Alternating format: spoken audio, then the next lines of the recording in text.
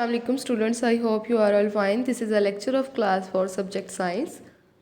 जैसे कि आप लोग जानते हैं हम चैप्टर 8 टॉपिक सॉइल की रीडिंग कर रहे थे। कल हमने रीडिंग कंप्लीट कर ली थी।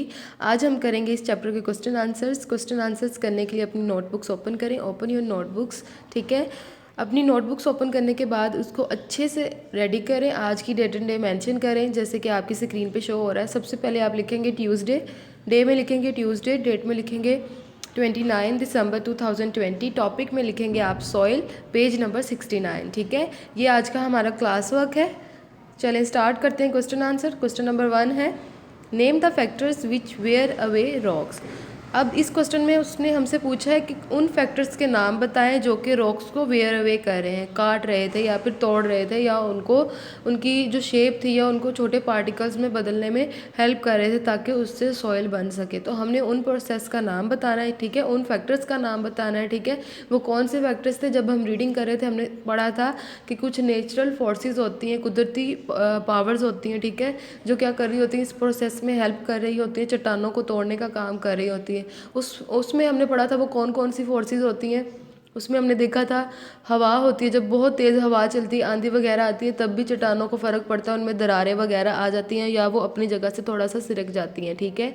इसके बाद हमने पढ़ा था वाटर, ठीक है, जब बारिश होती है, बहुत तेज़ बारिशें होती हैं, तेज़ बहाव में पानी आता है, फ्लड वगैरह, तो तब भी क्या होता है कि उन रॉक्स को, उन चट्टानों को फ़र्क पड़ रहा होता है, उन पत्थरों को फ़र्क पड़ रहा होता है। इसके बाद हमने देखा था टेम्परेचर, ठीक है, हीट। जब सूरज जिन इलाकों में ज़्यादा टेम्परेचर होता है या जब सूरज की रोशनी बहुत ज़्यादा होती है, हीट बहुत ज़्यादा होती है, तब भी क्या होता है, उन रॉक्स को फ़र्क पड़ता है, उनमें दरारें आ जाती हैं और वो टूटना शुरू हो जाते हैं। तो यही फैक्टर्स हैं जो कि वेयर अवे कर रहे हैं रॉक्स को। सबसे पहले है विंड, हवा, हीट, गर्मी या टेम्परेचर, ठीक है, और इसके बाद water is the factors which wear away rocks.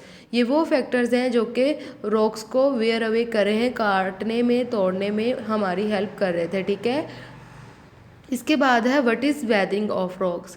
अब यही प्रोसेस जिसको हमने पढ़ रहे थे, जिसमें क्या होता है, चट्टानें टूट रही होती हैं, उनकी शक्ल बदल रही होती है, उनका साइज़ बदल रहा होता है, उनका कलर बदल रहा होता है, उसको क्या कहते हैं? वेदरिंग कहते हैं, ठीक है।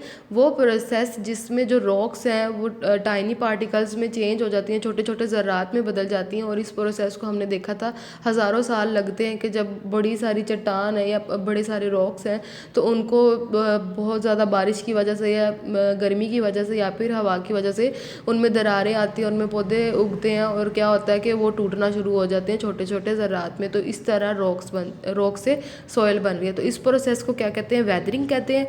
The process of wearing away of rocks into pieces, ठीक है। The process of wearing away of rocks into pieces, वो प्रोसेस जिसमें रॉक्स वेयर अवे हो रही हैं, टूट रही हैं या कट रही हैं, इनटू टाइनी पीसीज या इनटू पीसीज, छोटे छोटे ज़रात में या इनटू पीसीज, टुकड़ों में, is called weathering of rocks. इसको क्या कहते हैं? Weathering of rocks. Question number 3 है, how soil is formed. Soil कैसे फॉर्म्ड हुई, ठीक है, सॉइल कैसे बनी, मिट्टी कैसे बनी। सॉइल इज़ फॉर्म्ड, मिट्टी बनी by the breaking down of rocks into tiny particles. जब हमने देखा कि रॉक्स छोटे छोटे ज़रात में टूट गई, टाइनी पार्टिकल्स, छोटे छोटे ज़रात, टाइनी छोटे पार्टिकल ज़रात, ठीक है। तो जब जो चट्टानें थी वो छोटे छोटे ज़रात में टूट गई तो क्या बन गई? सॉइल बन गई, मिट्टी बन गई। और इस प्रोसेस को बहुत अरसा लगा, ठीक है। अब ये रॉक्स कैसे टूटी? हमने ऊपर फैक्टर्स पढ़े, विंड से, हीट से, वाटर से, और इस प्रोसेस को क्या कहते हैं? Weathering of rocks. और इस प्रोसेस के बाद हमारे पास क्या बना? सॉइल, ठीक है। तो ये थे आज के हमारे 3 क्वेश्चन आंसर्स। इनको आपने बहुत अच्छे से नीटली राइट कर लेना अपनी नोटबुक पे। और ये है आपका आज का होमवर्क में आपने करना है learn class work question number 1, 2, 3। जो आज हमने क्वेश्चन नंबर 1, 2 और 3 किया है, यही आपने होमवर्क में याद करने हैं, ठीक है। थैंक यू, अल्लाह हाफिज़।